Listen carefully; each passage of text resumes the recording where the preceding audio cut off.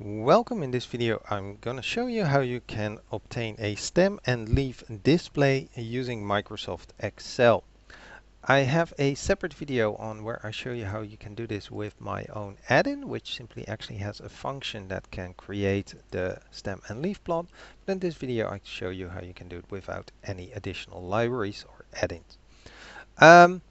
The first thing we need is some data, so I've put in my data in column B, and I also gave them a index number.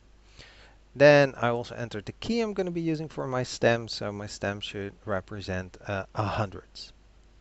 The first thing I need to do is sort the data. Of course, I could simply just do this and then go for data and then sort. But if you don't want to change the original order, you can use a small function, and that returns the smallest value in this range and then the first smallest, so the smallest. And this will be the second from smallest. And that then goes all the way through the last one. Then we determine the stems, which is actually now simply this value divided by the key and set to 0 digits. Notice I'm using a semicolon to separate parameters. Your version of Excel might be using a comma. The dollar signs you can easily get by using an F4 key. And it actually fixes the row number and or the column letter depending on where the dollar sign is in front, and that means if you would copy paste it down, that cell reference will not change. So also this last one is still referring to this, although where the C10 was not with dollar signs, nicely changed to what it should be.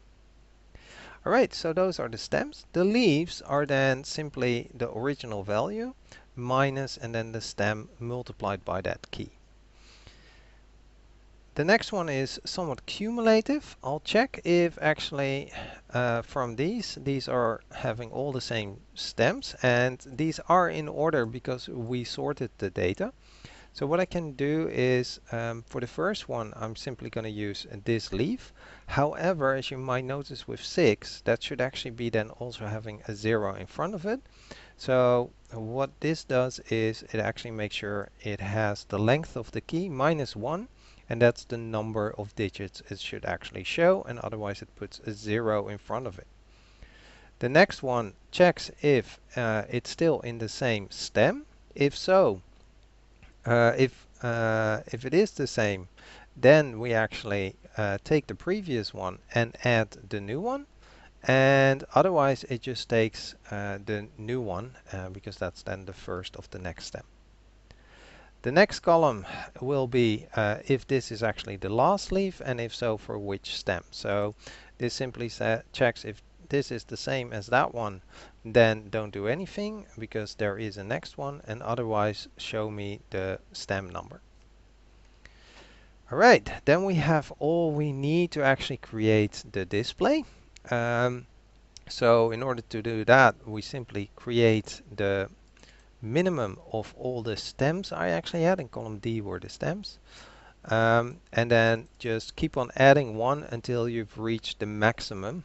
So in this case, all the way up to 5. For the leaves, what I'm going to do is if there's nothing here, then don't do anything.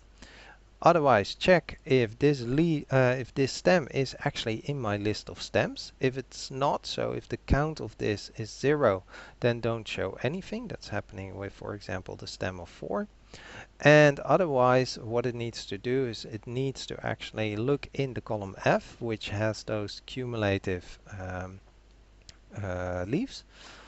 And then from that range, I want you to match the stem that is in column G. So that will actually find, for example, here it's on this row, and then it will give me this value. And that's then actually all we need. We can copy paste this down as far as needed, and then this is my nice stem and leaf display. I could add a small key, but this is one way of doing this. I've come across one other approach, which was on statology, where they use a very long function for each possible digit. But I think this approach is slightly more generic and can be used in more situations. I hope this video was helpful, and thank you for watching.